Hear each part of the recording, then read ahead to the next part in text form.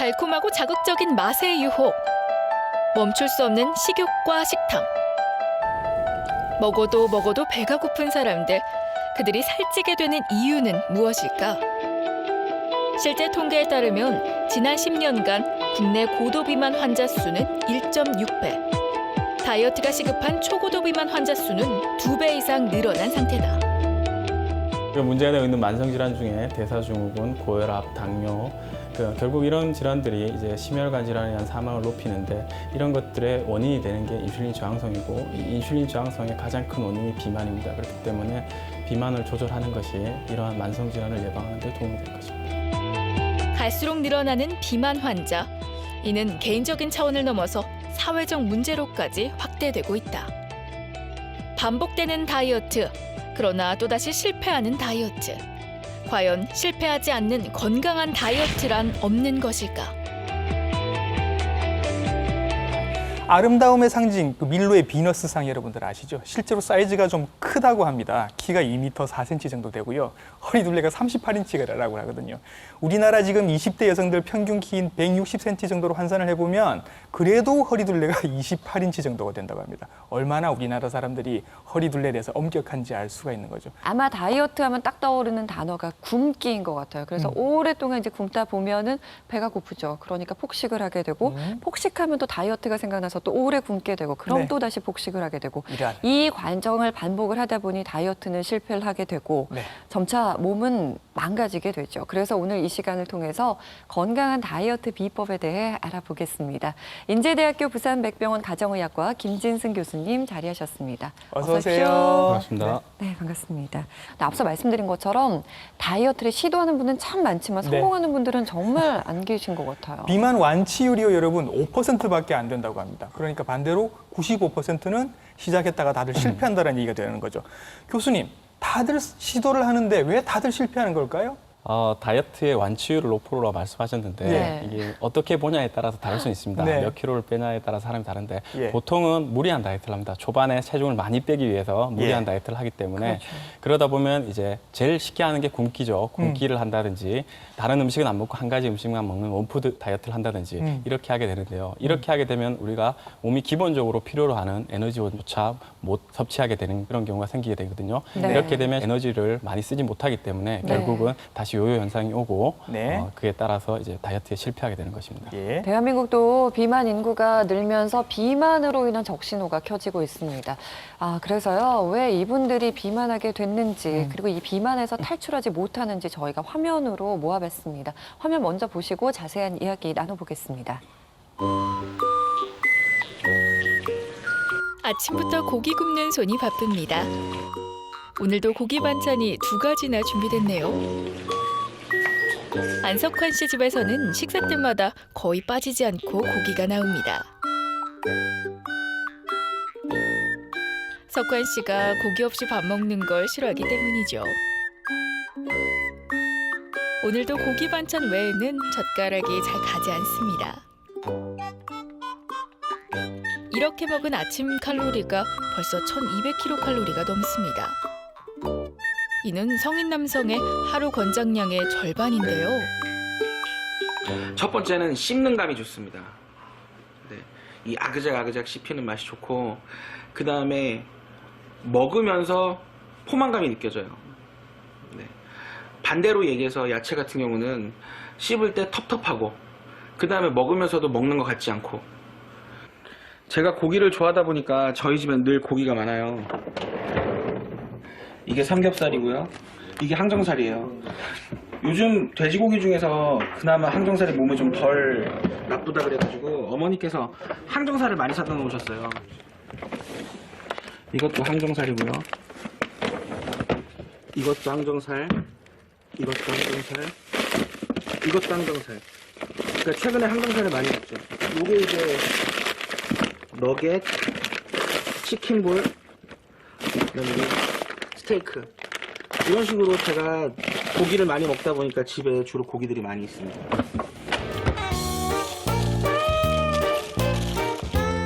밥을 먹은 지 얼마 지나지 않아 석환 씨가 뭔가를 찾기 시작합니다. 그의 손에 후식이 들려있네요.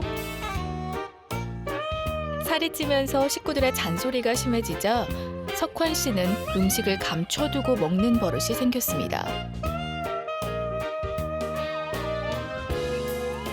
점심시간 중국 음식을 주문한 석환 씨. 자장면에 탕수육은 기본입니다. 이 음식들에 들어있는 지방량은 모두 400g. 이제 반나절을 보냈을 뿐이지만 석환 씨가 먹은 총 칼로리는 모두 2,900kcal가 넘습니다. 하루 권장량의 110%에 해당하죠. 어느 골목길 한 남자가 계단길을 오르며 연신 숨을 헐떡입니다. 키 182cm, 몸무게 143kg의 거구 김형욱 씨. 숨차서 말을 안 힘들어. 안 힘들어. 그는 오랫동안 여러 가지 다이어트 프로그램에 도전해 왔는데요. 하지만 어찌된 영문인지 그의 몸은 여전합니다. 이게 쪘다 빠졌다 반복이 돼요. 여름에는요 많이 움직이고 많이 하다 보면 한 20kg씩 30kg씩 빠져요. 근데 가을 겨울 되면 이제 움직임이 덜하잖아요. 그냥 먹고만 있으니까 살이 도로 쪄버리는 거예요. 그의 식습관을 살펴보았습니다. 한 번에 먹는 양도 많고 먹는 속도도 빠릅니다.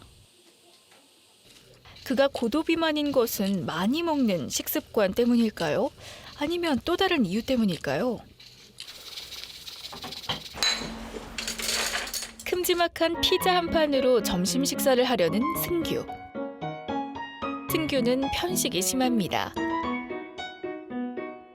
피자에 얹힌 채소는 죄다 곤란할 정도입니다. 치킨도 보통 시키면 한 마리 반 먹어. 이게 아이 비상식량인가요? 네.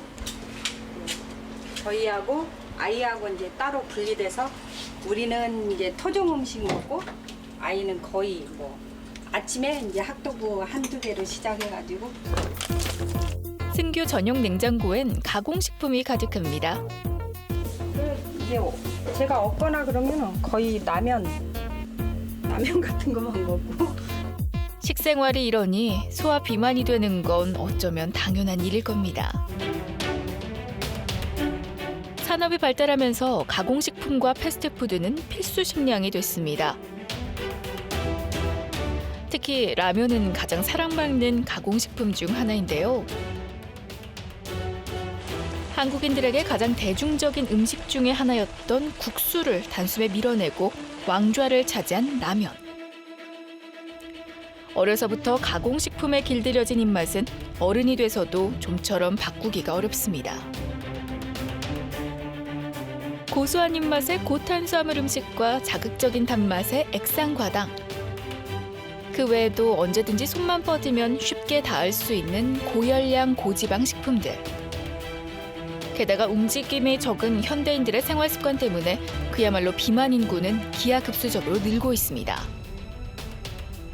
각종 성인병과 합병증을 유발하며 국민 건강을 위협하는 비만.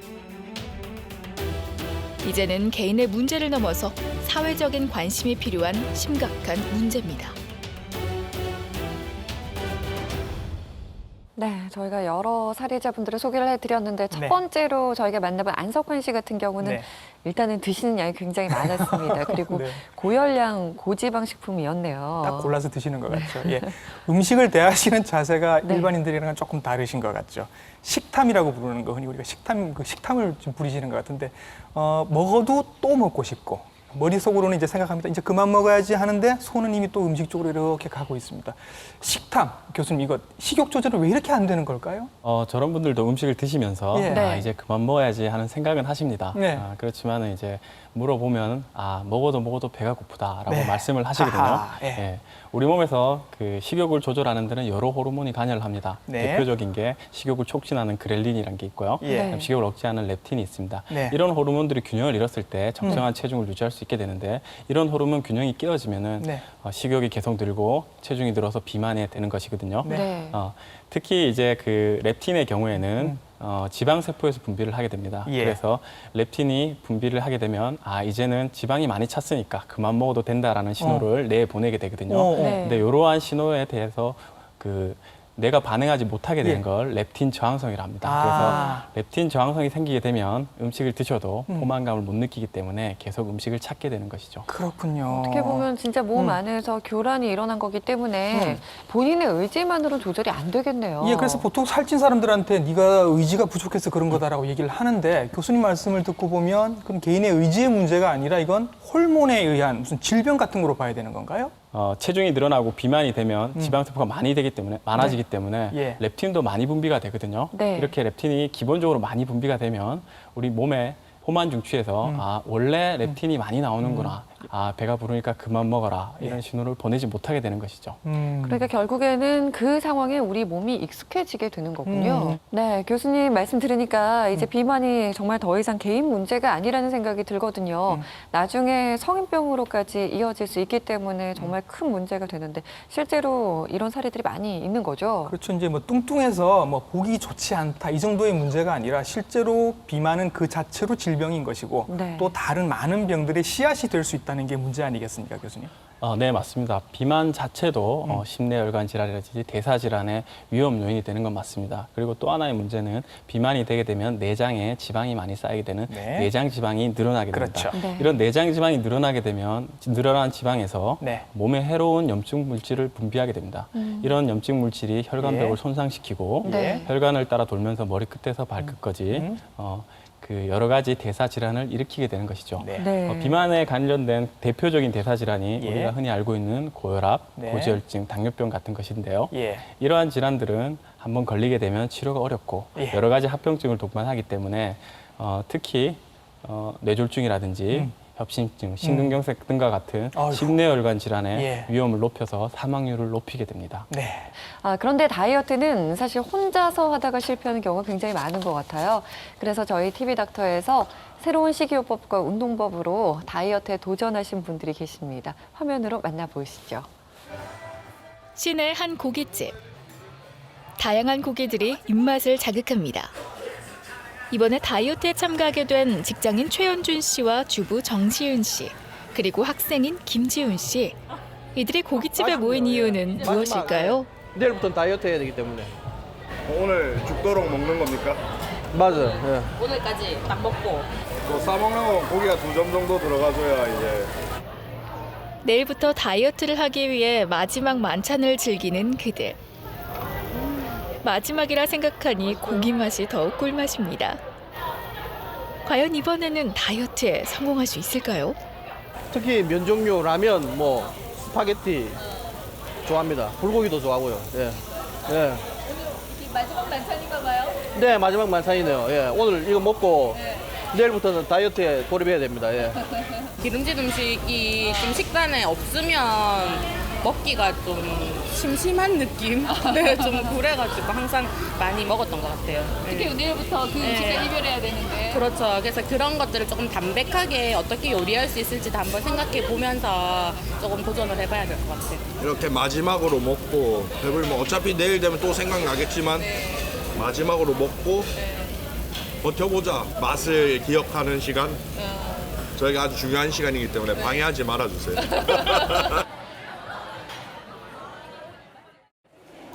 며칠 후 한 대학병원에서 만난 세 사람.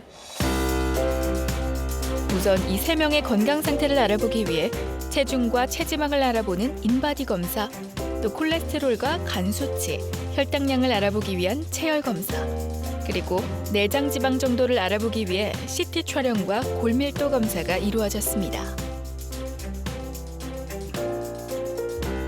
1차 검사 결과 세 사람 모두 표준 체중과 체지방량을 훌쩍 넘어서는 비만인 것으로 나왔습니다. 특히 최현준 씨의 경우 공복 혈당과 나쁜 콜레스테롤을 나타내는 LDL 콜레스테롤 수치 또한 기준치를 웃도는 등 현재 세 사람 모두 비만으로 인해 건강이 우려스러운 상황인데요. 세 사람의 평소 식습관은 어떤지 설문조사를 실시해 보았습니다.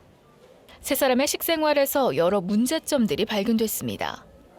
그럼 평상시에는 점심 때도 식사를 하시는 거죠? 예, 식사 김치찌개하고 뭐 전골 뭐 좋아하는 주로 거 이렇게 먹습니다. 예. 배달 음식이나 아니면 외부 나가서, 식당이다 예, 그죠? 식당에서, 예. 저희 신랑은 뭐 한두 조각 먹고 네네네. 우리 아들도 한두 조각 먹고 끝내는데 저는 하나를 다. 하나 정도 분량으로 하루에 총 몇 개 드십니까? 있으면 많이 먹어요. 있으면 많이. 바나나도 있으면 2개 먹고. 식사는 그럼 안 하신 건가요? 네, 식사는 안 했습니다. 그때는 진짜 일주일 빡 운동하고 먹자 식으로. 아, 그러니까 약간 하루만 네. 보상을 받자라는 네. 심리로 네. 운동 열심히 하시고 식사 관리 잘 하시다가 하루는 조금 네. 과식, 네. 폭식을 하셨네요. 네. 이제 소시지 같은 것들. 외식과 과도하게 짠 음식을 즐겼던 최연준 씨와 식탐 조절이 안 됐던 정시은 씨, 그리고 굶기와 폭식을 반복하는 김지훈 씨에게 균형 잡힌 식단으로 규칙적인 식사를 하라는 처방이 내려졌습니다. 거기 몰래 못 가죠. 시내 한 체육관, 다이어트를 위한 운동 처방이 3명에게 내려졌습니다. 네. 이날 운동은 생활 속에서 쉽게 따라할 수 있는 가벼운 운동을 배워보기로 했는데요. 3초 하나, 그렇죠. 둘, 셋, 밀어줍니다. 느낌 좋아. 마시고, 다시 굽히고, 위로 뒤로 힘. 가벼운 아령이나 페트병을 이용한 그만, 자세 하나 더. 교정 운동도 이어졌습니다. 3초 정리 3초. 내쉬. 조금만 따라했을 뿐인데 좋습니다. 얼굴에 그리고. 땀이 비오듯 쏟아집니다. 이렇게 보죠. 땀이 많이 나네요. 아 이거 되게 쉬우면서도 예. 땀을 많이 내는 운동인 것 같아서 예. 운동한 느낌이 난다라고 거의 살 빠지는 느낌, 몸이 가벼워지는 느낌. 예. 동작을 유지하면서 계속 이 숨이 찬 상태에서 유지하고 심박수를 계속 유지하면서 하게 되면 그 땀도 많이 나고 그리고 다양한 동작을 하는데 정확한 자세로 하면 그 자세 잡는 자체가 힘듭니다. 네, 그렇기 때문에 아령을 가벼운 들더라도 그 자세를 숙이거나 팔을 들거나 하는 자세 유지해야 되기 때문에 그 자세 자체가 정확한 자세면 간단한 동작이라도 굉장히 운동이 됩니다. 다이어트 2주차. 과연 이들은 다이어트를 제대로 하고 있을까요? 학생이면서 자취 생활을 하고 있는 김지훈 씨. 아침 식사로 먹는 것은 고구마와 바나나. 학교 연극 연습 때문에 수면도 부족한 데다 고구마와 바나나만 먹고 힘이 날지 모르겠습니다. 따로 운동할 시간이 없는 지훈 씨는 시간 날 때마다 운동장을 조금씩 달리고 있습니다. 안 힘들어요? 하루에 몇 바퀴씩 뛰어요, 이렇게? 하루에 한 10바퀴, 15바퀴 정도 뛰는 것 같습니다. 또 다른 도전자 정시은 씨의 경우는 어떨까요? 계단을 열심히 오르는 정시은 씨. 안 힘드세요? 네, 조금 힘들어도 계속 하던 거라서 네, 조금 땀나는, 열나는 정도? 네, 그래서 괜찮아요. 집이 몇 층이신데요? 10층이에요. 그럼 매일 오르내릴 때 꼭 계단을 이용하세요? 네, 꼭은 아니고 아이가 있을 때는 못 하지만 저 혼자 왔다 갔다 할 때는 예, 올라가는 편이 이렇게. 혼자 있을 때는 주로 계단을 이용한다는 그녀입니다. 집에 돌아온 그녀가 자신만을 위한 점심 식사를 준비하고 있습니다. 그녀가 다이어트에 있어 가장 신경 쓰고 있는 것은 식단인데요. 되도록 신선한 야채와 다양한 영양소를 고루 갖춘 균형 잡힌 식사를 하기 위해서 노력하고 있는 그녀입니다. 그런데 식사를 하는 그녀의 식탁에 특이한 것이 보입니다. 바로 타이머인데요. 도대체 밥을 먹으면서 타이머를 켜놓은 이유가 뭘까요? 제가 좀 밥 먹는 속도가 조금 빨라가지고요. 예, 타이머 보면서 조금 최대한 천천히 10분 이상 한번 먹어보자. 지금 습관을 조금 만드는 중이에요. 이거 보면서. 예. 빨리 먹으면 음식이 많이 더 먹고 싶고 막 먹고 나도 뭔가 좀 더 먹고 싶다 그런 생각이 좀 들거든요. 근데 천천히 먹고 나니까 그냥 이 정도 량으로도 조금 배부르네 이런 느낌이 좀 들더라고요. 그래서 포만감이 느껴져서. 네네 그런 것 같아요. 그동안 살림하랴 아이 키우랴 마음 먹고 다이어트하는 것이 쉽지 않았다는 그녀. 임신하면서부터 조금씩 살이 잘 먹어야 된다 하잖아요. 그러면서 조금 잘 먹었죠. 잘 먹다가 그래서 만삭 하고 만상 몸무게 하고 애를 낳았는데도 그 몸무게가 계속 안 주는 거예요. 잠깐 초반에 수유한다고 잠깐 줄다가 또 수유해도 또 잘 먹어야 된다고 해서 계속 그냥 잘 챙겨 먹었어요. 그냥 잘 챙겨 많이 먹다 보니까 또 그러니까 점점 음식량도 좀 많아진 것 같고 그러면서 점점점 쪄서 지금 이렇게까지 계속 유지가 되고 있어요. 네. 세 번째 도전자 직장인 최연준 씨. 최연준 씨는 평소 심각한 뱃살 때문에 고민이 많았다고 합니다. 그래서 매일 1시간씩 기구를 이용한 뱃살 빼기 운동을 열심히 하고 있는데요. 그렇다면 그가 먹는 음식은 어떨까요? 그는 운동 후에 단백질을 보충해주는 두유와 야채 샐러드, 다양한 과일을 챙겨 먹고 있습니다. 칼로리가 낮은 야채하고 과일, 그다음에 단백질 위주로 먹습니다. 그럼 하루 3끼를 다 이렇게 드세요? 하루 3끼는 이렇게 아니고 저녁에 간단하게 이렇게 먹고 아침은 이제 선식 먹고 점심 때는 그냥 일반식 먹고 그렇게 하고 있습니다. 좀 힘들지 않으세요, 이 식습관? 처음에는 이게 힘들었는데 적응이 안 됐는데 처음에 한 2, 3주간, 2주 정도는 적응이 안 됐거든요. 한 2주 넘어가니까 적응이 되고 있습니다, 지금. 며칠 후 이들의 다이어트 결과와 건강 상태는 어떨지 다시 검사를 받아보기로 했습니다. 과연 그 결과는 어떻게 됐을까요?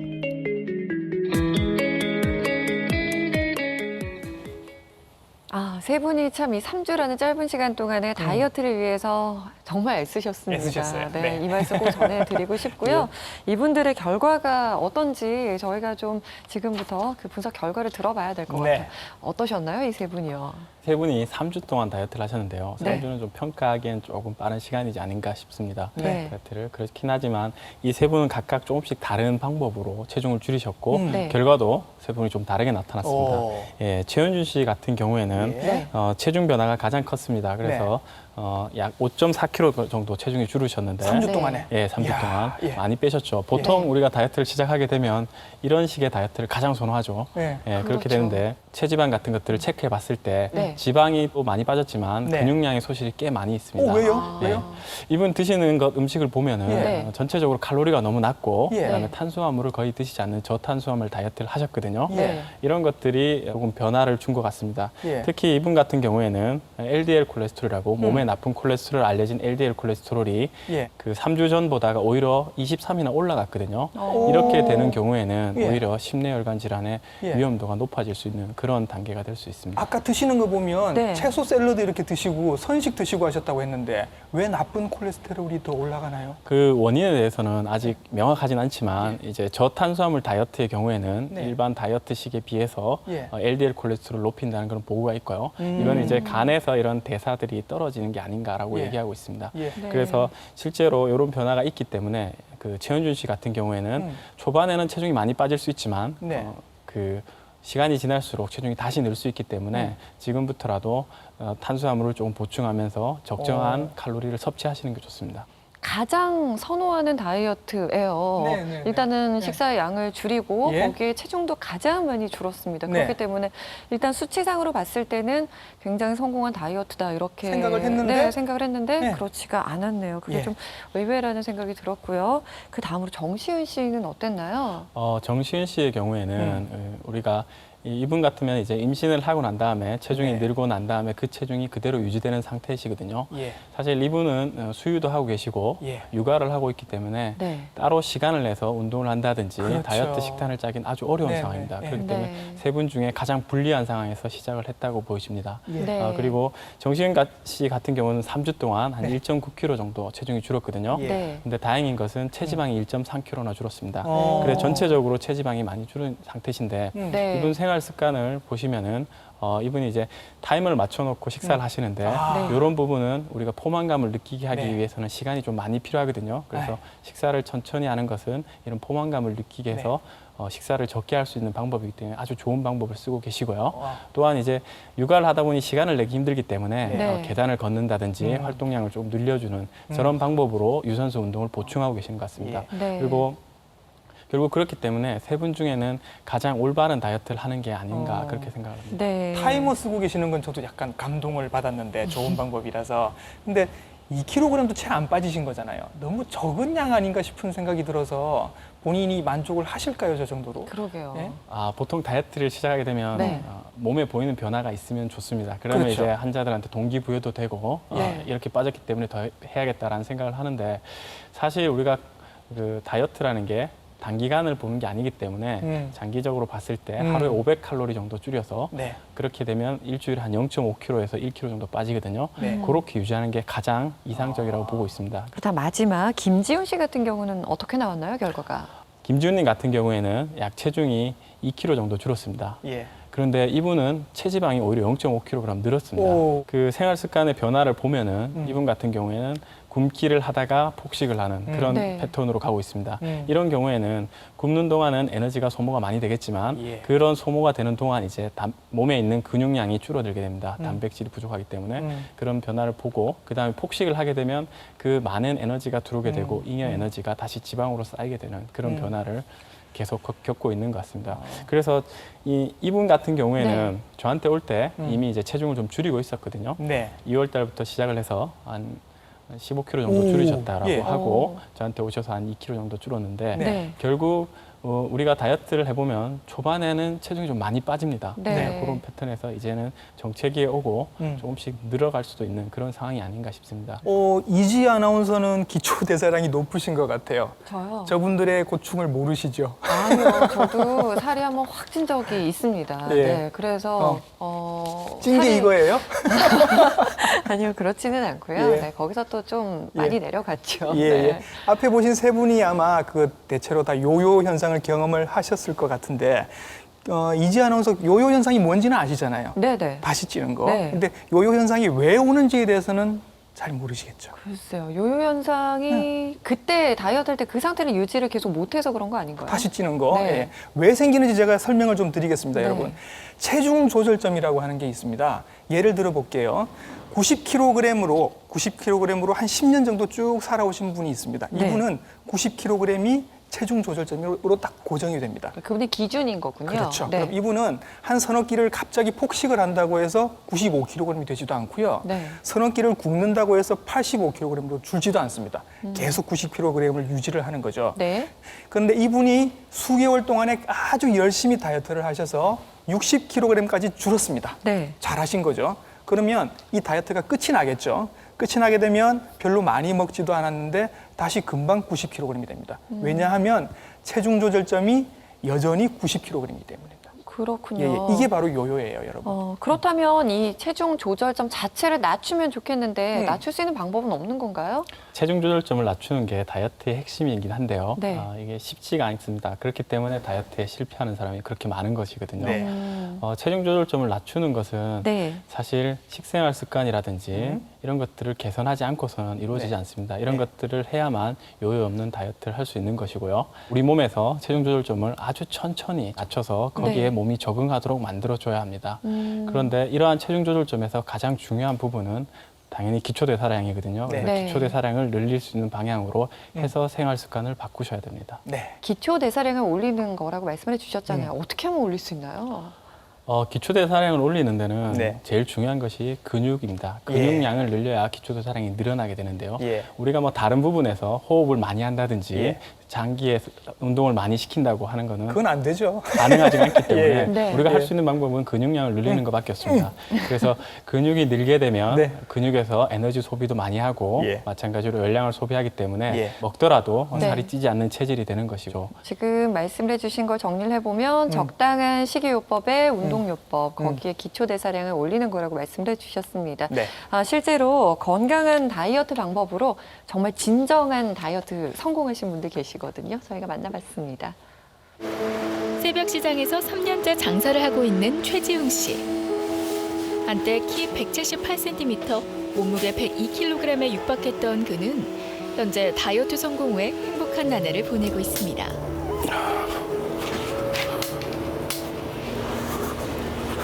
사장님 퇴근하시나 보네요. 예, 마쳤습니다. 근데 지금 걸어가세요? 네, 건강을 위해서 살을 뺄 때보다 유지하는 게 더 중요할 것 같아서 운동 방법을 늘 일상생활에 접목시키기 위해서 걷고 있습니다. 매번 걸어 다니시는가요? 예, 출퇴근을 다 걸어가는 걸로. 예, 가능한 한 사람의 힘으로 내 두 다리로 움직이는 걸로. 예, 지금은 이제 근력이 늘어서 오히려 지금 다니고 있는 거리가 더 짧게 느껴져서 지금 고민 중입니다. 일터인 시장에서 집까지 매일 1시간씩 걸어서 출퇴근하는 최지웅 씨. 그의 다이어트 비법은 바로 걷기입니다. 다녀왔습니다. 집에서는 벌써 저녁 준비가 한창입니다. 최지웅 씨의 다이어트 때문에 가족들의 식단도 바뀌었다는데요. 제철 채소와 과일, 두부 등 다양한 영양소를 매일 골고루 먹고 있습니다. 저녁에 뭐 맨날 기름진 것만 먹어죠. 술도 좀 많이. 술은 뭐 보던 거 살았고. 주량 얼마 정도 드시죠? 혼자서 텔레 보면서 한 소주 2병은 그냥까지. 뭐 납도는 워낙 애들이 좋아해서 계속적으로 먹고 있고. 성장기라 크게 이것저것 안 가려고 일부러 먹입니다, 애들은. 이제 성인들은 가능한 식단 조절을 하는 게 좋다고 생각합니다. 저녁 식사가 끝난 후 보여줄 게 있다며 제작진을 방으로 데려간 최지웅 씨. 바로 이겁니다. 갈아입은 바지를 보여주는데 주먹 하나가 들어가고도 남을 정도로 바지가 큽니다. 와, 진짜 많이 빠지셨네요. 이거 뭐 사갖고 한 번 입고 이래 됐습니다. 이 몇 킬로대 입었다는 옷입니까? 이게 102kg 나갈 때. 지금은 몇 킬로? 지금 87kg. 지방만 줄이 수면무호흡증이라고 들어봤습니다. 넘어가는 그 증상이 지금은 일체 없습니다. 몸무게보다 체지방 위주로 운동하다 보니까 몸무게는 자연스럽게 따라오는 거예요. 처음에는 이 메커니즘을 모르고 굶으면 되는 줄 알고 무식하게 했는데 사실은 굶는 게 정답이 아니고 이 에너지원, 필수 에너지원을 공급을 해주면서 운동을 해야 된다는 걸 알게 됐습니다. 처음에 너무 안 먹고 하려던 게 힘들었는데 사실 먹으면서 하기 시작한 게 성공이라고 봅니다. 다이어트에 성공한 또 다른 사례자 이지윤 씨. 그녀는 점심 식사를 위해 다양한 야채를 준비하고 있습니다. 두부와 검은 콩을 넣고 갈아서 자신만의 단백질 소스를 만들고 있는 이지윤 씨. 오늘 지금 뭐 만들고 계시는 겁니까? 두부 샐러드를 만들고 있습니다. 두부를 이용해가지고 저희들이 이제 야채를 많이 먹을 수 있는 거고 또 단백질을 많이 섭취해야 되니까 다이어트 식품이 좋은 것 같아가지고 제가 이렇게 다이어트를 하고 있습니다. 끼니를 거르는 대신 적은 양을 먹더라도 반드시 현미밥을 먹고 다양한 야채를 골고루 챙겨 먹는 것이 그녀의 다이어트 비법입니다. 이지연 씨가 다이어트를 시작하게 된 계기는 따로 있었습니다. 바로 통증 때문이었는데요. 별로 안 좋았어요. 막 어깨도 아프고 이래가지고 통증 클리닉도 다니고 이랬는데 한 3년 됐어요. 통증 클리닉 다니다. 그래도 안 낫고 이래가지고 이제 포기를 하고 있었는데 이번에 다이어트 하면서 진짜 거짓말 아닌 게 한 달 만에 운동을 이래 하고 이래 하니까 좋아졌어요. 제일 처음에 제가 이래 먹을 때는 이걸 먹기 이거 어떻게 먹지? 진짜 첫날에는 진짜 좀 그래서 저음식을 먹어야 되고 뭐 해야 된다 하니까 싱겁게 먹으려 더 짜게 먹다가 짜게 먹다가 싱겁게 먹으니 너무너무 힘들었어요. 눈물도 났어요. 그런데 하루 먹고 이틀 먹으니까 신났어요. 맛있어요, 지금은. 갑자기 입맛을 바꾸는 게 쉬운 일은 아니었다는 그녀. 지금은 아삭아삭한 샐러드가 입맛에 맞아 식사 시간이 즐겁다고 합니다. 식이 조절과 함께 이지윤 씨가 가장 신경 쓰는 것은 바로 운동입니다. 다이어트 전 특히 뱃살이 많이 나왔었다는 그녀는 집에서 하루 1시간씩 숨이 찰 정도의 고강도 운동을 꾸준히 하고 있습니다. 운동 후 갑자기 원피스로 갈아입고 나온 이지윤 씨. 전에는 못 입었던 옷인데 이번에 다이어트하고 제가 입게 돼서 너무 좋아가지고 자랑하고 싶었습니다. 거울 앞에 선 그녀의 얼굴에서 행복한 웃음이 떠나지 않습니다. 뭐 날씬한 걸 떠나서요. 이분의 표정만 봐도 다이어트가 이렇게 행복해지셨어요. 중요하구나라는 네. 생각이 들었습니다. 그런데 별달리 그렇게 유달리 특별한 방법은 없었어요. 그렇죠. 그런데도 우리가 성공을 하셨네요. 그렇죠. 우리가 모르는 뭐 특별한 비법이 있었던 건 아닌 것 같습니다. 운동은 정말 특별할 게 없었고 음식은 조금 그 각자 두 분이 자기들만의 어떤 독특한 레시피들을 갖고 계신 것 같아요. 네. 교수님 모신 김에 한번 여쭤봐야 될 것 같아서요. 하도 이렇게 다이어트에 좋은 음식, 나쁜 음식 말들이 많아서 이 기회에 한번 정리를 해주셨으면 좋겠어요. 다이어트를 진행하면 진행할수록 하루 세 끼 골고루 다양한 영양소를 섭취하는 것이 좋습니다. 네. 패스트푸드와 같이 고열량, 예. 고지방 음식은 인슐린 저항성을 높여서 비만의 원인이 되기 때문에 네. 가능하면 피하시는 게 좋고요. 예.